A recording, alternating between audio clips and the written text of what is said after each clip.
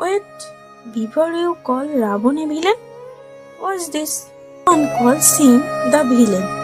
But was Ravan really evil? Ravan was not just a king. He was a great scholar. He knew all four Veds. He was a master of music. Even Lord Shiva was his devota. He was made for pure gold. His people are happy. He was a great ruler. But Ravan made one mistake, one trivial mistake.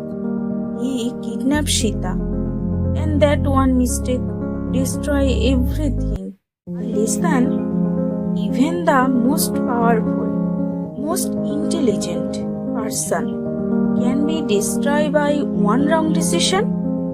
This is real lesson of Ravan's story. So, was Ravan really evil? Or was he just a great man who made one trivial mistake? Tell me and in the comments and subscribe for more Ramayana stories.